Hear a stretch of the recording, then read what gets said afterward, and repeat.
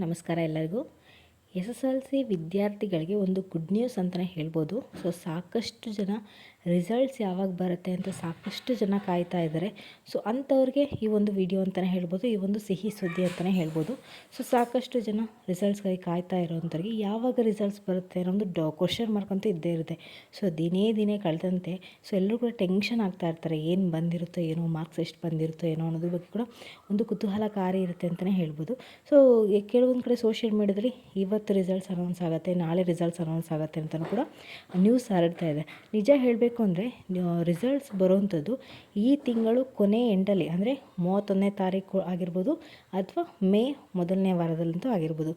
ಈ ಎರಡು ಟೈಮ್ಗಳಲ್ಲಿ ರಿಸಲ್ಟ್ಸ್ ಅಂತೂ ಪಕ್ಕಾಗಿ ಬಂದೇ ಬರುತ್ತೆ. ಕೆಲವು ಕಡೆ ಏನಾಗ್ತಿದೆ ಅಂದರೆ ರಿಸಲ್ಟ್ಸ್ ಇವತ್ತು ಅನೌನ್ಸ್ ಆಗುತ್ತೆ, ರಿಸಲ್ಟ್ಸ್ ನಾಳೆ ಅನೌನ್ಸ್ ಆಗುತ್ತೆ ಅಂತ ಒಂದು ಸುದ್ದಿ ಹರಡ್ತಾ ಇದೆ ಅಂತಲೇ ಹೇಳ್ಬೋದು. ರಿಸಲ್ಟ್ಸ್ ಬರುವಂಥದ್ದು ಮಾತ್ರ ಇದೇ ತಿಂಗಳು 3ನೇ ತಾರೀಕು ಈ ತಿಂಗಳು ಎಂಡಲ್ಲಿ ಆಗಿರ್ಬೋದು ಅಥವಾ ಮೇ ತಿಂಗಳು ಮೊದಲನೇ ವಾರದಲ್ಲಂತೂ ಆಗಿರ್ಬೋದು. ಈ ಟೈಮಲ್ಲಿ ಮಾತ್ರ ಖಂಡಿತವಾಗ್ಲೂ ಕೂಡ SSLC ರಿಸಲ್ಟ್ಸ್ ಬರುತ್ತೆ.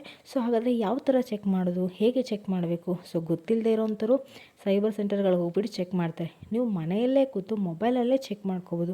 ಅದನ್ನು ಯಾವ ಥರ ಚೆಕ್ ಮಾಡ್ಕೋಬೋದು ಅಂತ ನಿಮಗೆ ಕ್ವಶನ್ ಮಾರ್ಕ್ ಇರ್ಬೋದು. ಅದ್ರ ಬಗ್ಗೆ ನಾನು ಈ ಒಂದು ವಿಡಿಯೋದಲ್ಲಿ ತಿಳಿಸ್ಕೊಡ್ತೀನಿ. ಇದರಲ್ಲಿ ನಾನು ಡಿಸ್ಕ್ರಿಪ್ಷನಲ್ಲಿ ಒಂದು ಲಿಂಕನ್ನು ಹಾಕಿರ್ತೀನಿ.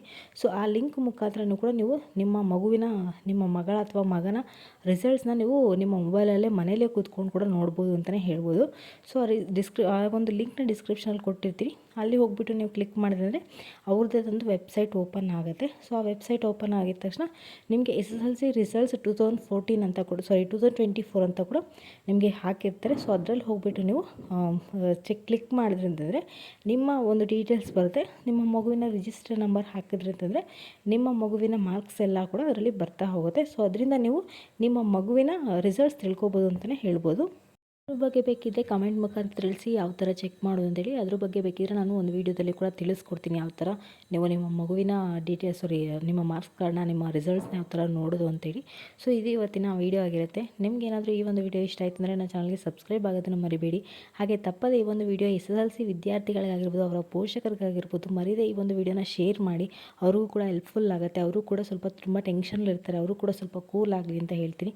ಹಾಗೆ ಈ ಒಂದು ವೀಡಿಯೋ ಇಷ್ಟ ಆಯಿತು ಅಂದರೆ ಲೈಕ್ ಮುಖಾಂತರ ಎಂಡ್ ಮಾಡಿ ಅಂತ ಹೇಳ್ತೀನಿ. ನೀವೇನಾದರೂ SSLC ವಿದ್ಯಾರ್ಥಿಗಳಾಗಿದ್ದರೆ ಅಥವಾ ಪೋಷಕರಾಗಿದ್ದರೆ ದಯವಿಟ್ಟು ಕಮೆಂಟ್ ಮುಖಾಂತರ ತಿಳಿಸಿ. ಅವರಿಗೆ ನೆಕ್ಸ್ಟ್ ವೀಡಿಯೋದಲ್ಲಿ ಹೇಗೆ ರಿಸಲ್ಟ್ ಚೆಕ್ ಮಾಡೋದು ಅಂತ ತಿಳಿಸ್ಕೊಡ್ತೀನಿ.